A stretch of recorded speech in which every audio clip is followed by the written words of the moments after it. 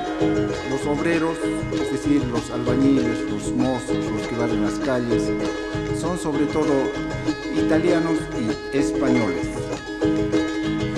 Una vez una señora me mira y me dice: ¿es usted brasilero, señor? No, señora, yo soy boliviano. Boliviano. Ah, un otro italiano.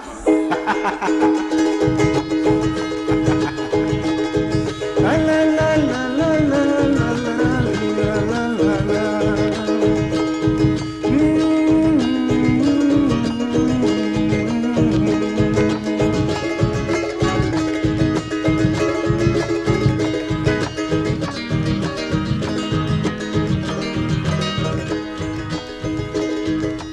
Otra señora me mira y me dice: ¿de dónde es usted? De Bolivia, señora. ¿Dónde está Bolivia?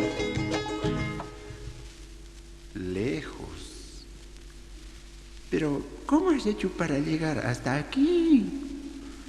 Nada, pues, señora. La, la, la, la, la, la, la, la, la, la.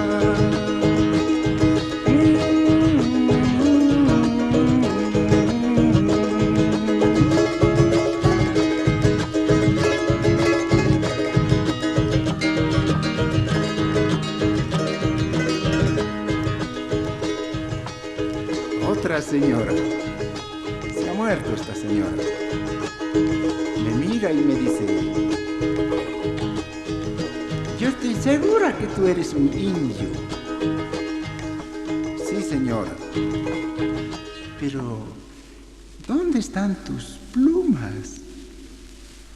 En la aduana me han quitado, señora.